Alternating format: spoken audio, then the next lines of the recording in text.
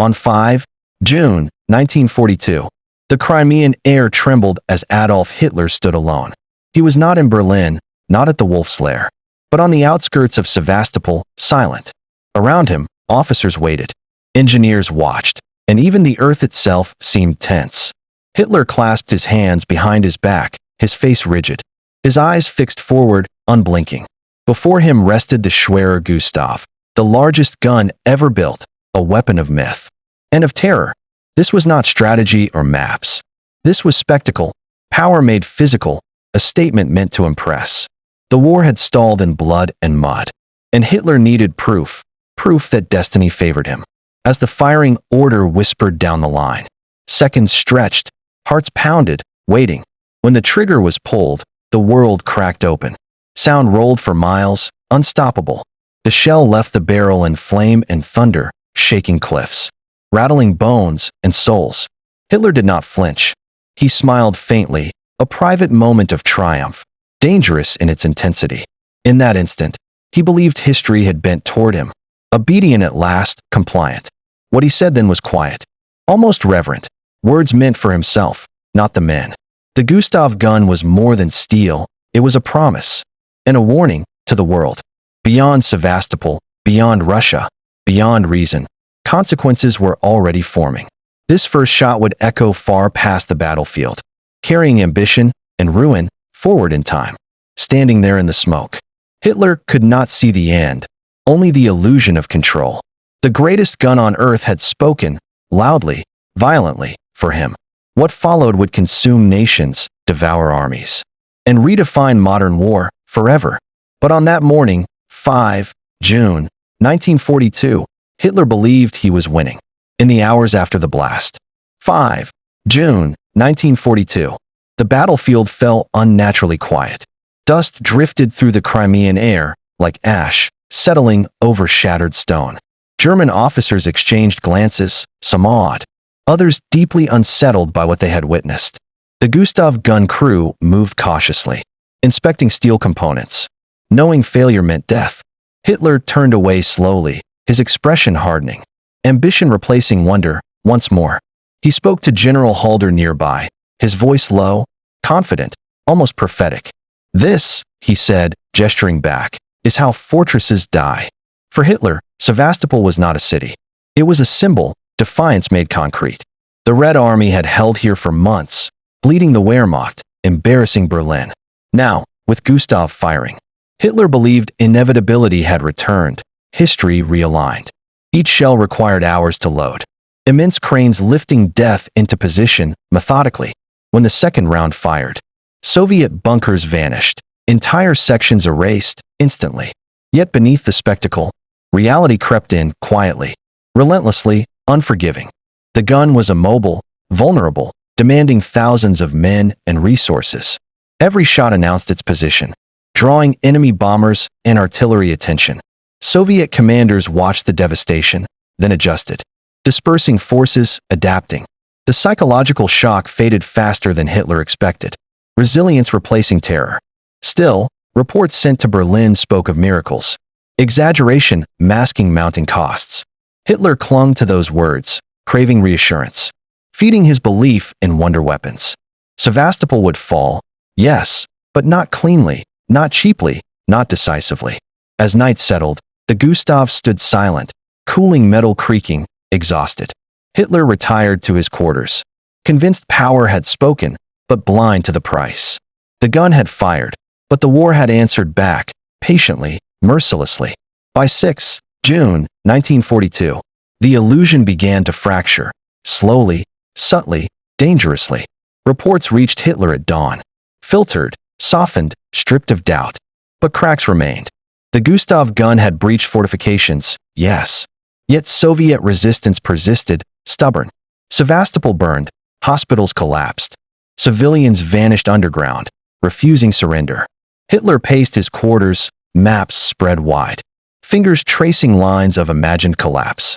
He demanded faster results, more fire, more shells, more certainty, immediately. Engineers warned him quietly. The barrel was straining. Metal fatigued, limits approached.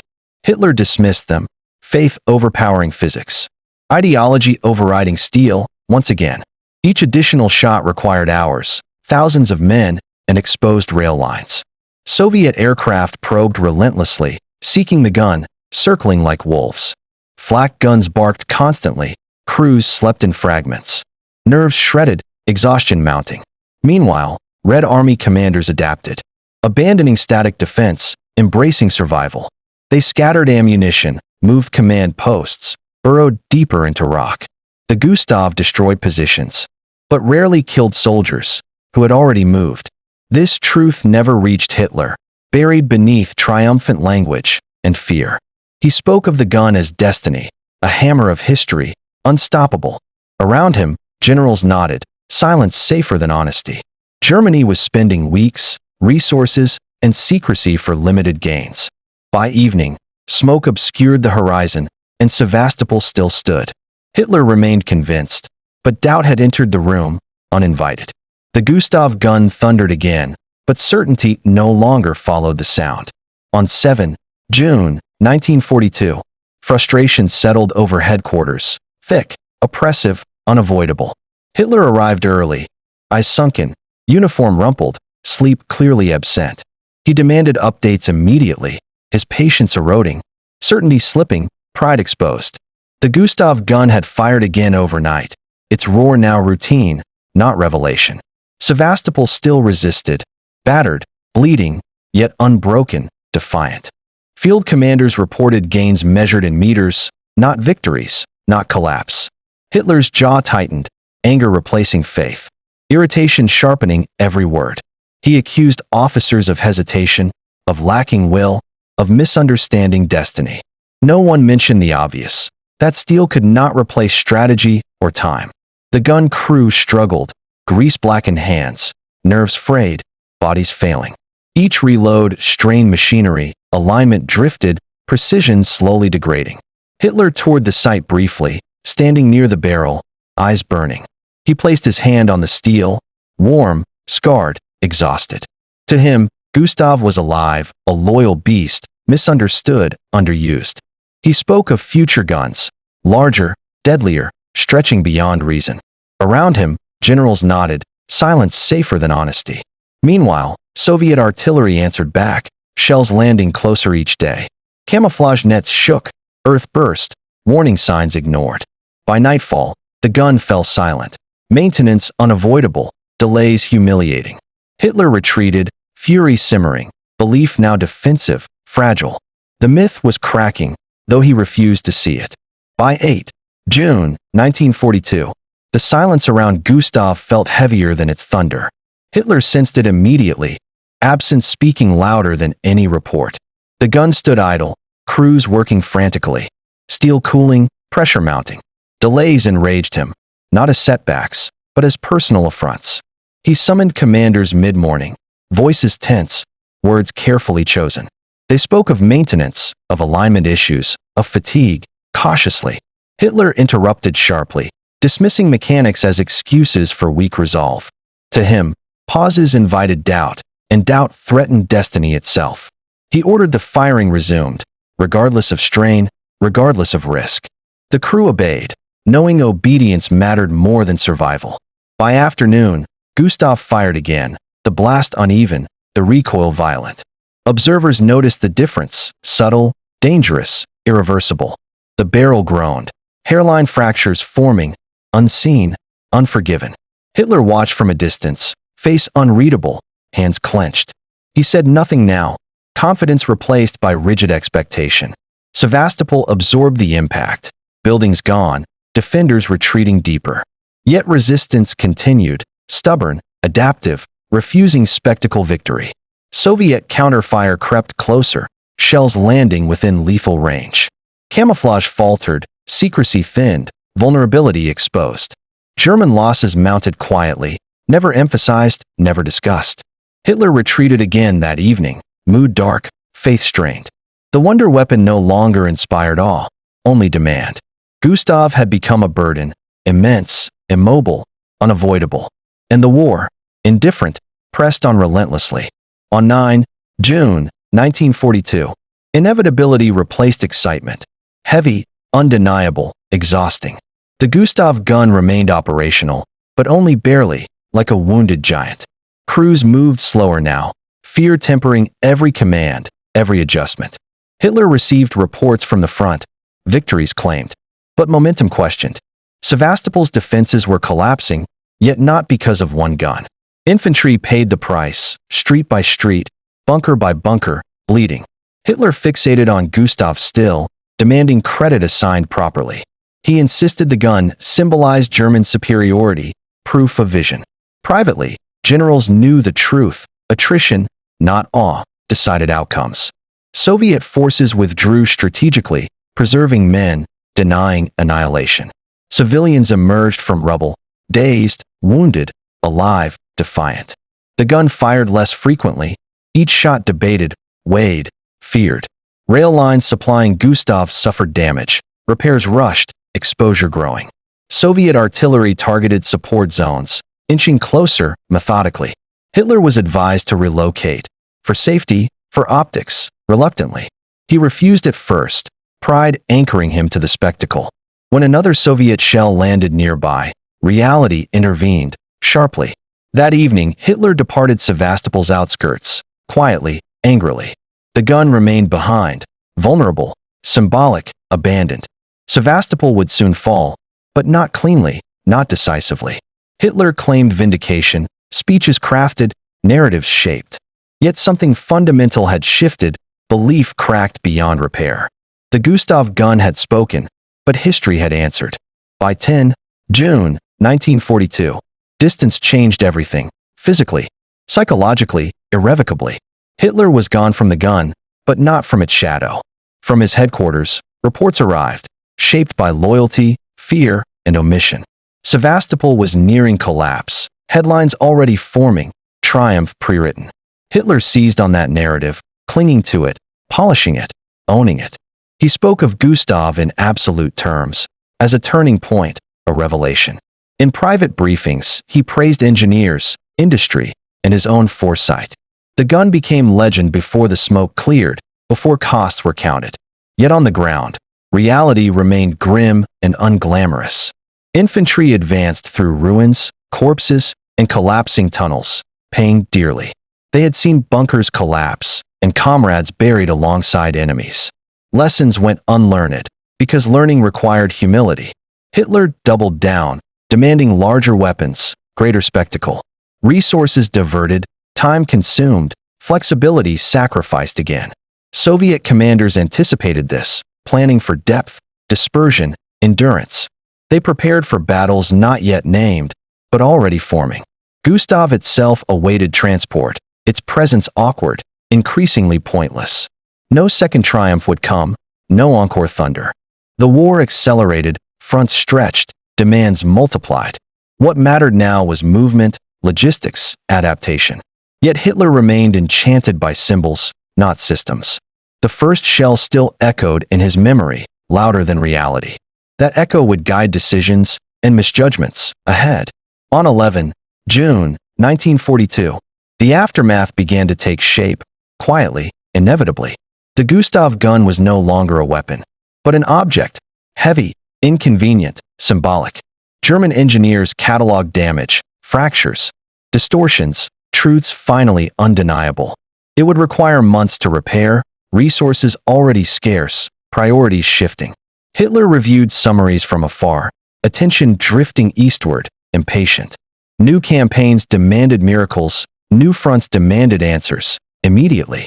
Gustav was mentioned less, praised still, but slowly sidelined. The narrative hardened. The gun had done its duty, history approved. Behind closed doors, generals recalculated, lessons forming, rarely spoken aloud. They saw how obsession had slowed momentum, fixed forces, invited danger. Meanwhile, Soviet command analyzed Sevastopol's fall, extracting hard truths. They noted Gustav's impact, dramatic, limited, survivable. Adaptation had saved lives, dispersion had worked, resilience mattered. This knowledge would travel forward, shaping defenses yet to come. Hitler, however, leaned further into wonder weapons, not away. He spoke of rockets, tanks, guns beyond imagination. Faith replaced reflection, Again, as pressure mounted. The war widened, consumed more men, demanded flexibility. Gustav sat on rail lines, immobile, waiting, obsolete. Its legend grew, even as its relevance faded. The first shell had promised dominance, certainty, control. What followed revealed cost, delay, illusion. Hitler never admitted disappointment, but he moved on. And that choice, repeated, would haunt everything that came next. By June 1942, memory began to replace immediacy, subtly, deceptively. The Gustav gun entered reports as success, stripped of hesitation, polished. Hitler absorbed these versions eagerly, shaping them into conviction. He spoke to confidence of faith rewarded, of vision proven. Sevastopol became a milestone, not a warning, in his mind. The human cost faded from view, buried beneath maps, arrows, ambition. German propaganda elevated Gustav into myth, steel-crowned as destiny. Civilians at home imagined invincibility, reassured, misled, comforted. At the front, soldiers knew better, silence their only outlet. They had seen bunkers collapse, and comrades buried alongside enemies. They had seen the gun idle, helpless, while men advanced alone. Lessons went unlearned, because learning required humility. Hitler doubled down, demanding larger weapons, greater spectacle. Resources diverted, time consumed, flexibility sacrificed again. Soviet commanders anticipated this, planning for depth, dispersion, endurance. They prepared for battles not yet named, but already forming. Gustav itself awaited transport, its presence awkward, increasingly pointless. No second triumph would come, no encore thunder. The war accelerated, fronts stretched, demands multiplied. What mattered now was movement, logistics, adaptation. Yet Hitler remained enchanted by symbols, not systems. The first shell still echoed in his memory, louder than reality. That echo would guide decisions and misjudgments ahead. History had offered a lesson quietly. On July 1945, the war's meaning stood exposed, unmistakable, irreversible. Berlin lay shattered, silent, its myths burned away by reality. Adolf Hitler was long dead, his visions buried beneath rubble and shame. The Gustav gun rested abandoned, stripped, irrelevant, forgotten. What once thundered as destiny now sat as evidence, cold, mute. Historians traced its story carefully, separating spectacle from substance. They saw not power, but fixation, obsession mistaken for strategy. The first shell had promised control, dominance, certainty. What followed proved the opposite: complexity, resistance, consequence. Modern war demanded adaptability, not monuments to ego. Gustav consumed resources, time, and belief, without changing outcomes. Sevastopol fell, but the war turned elsewhere, indifferent. Hitler's words that day, whispered in awe, revealed his flaw. He believed force could replace judgment, scale could replace wisdom. The gun symbolized that belief perfectly: immense, impressive, inefficient. Its legacy became caution, not triumph. Weapons do not decide wars alone, people do. Decisions matter more than spectacle, humility more than certainty. The Gustav gun fired once, and changed nothing essential. Its echo faded, but its lesson endured.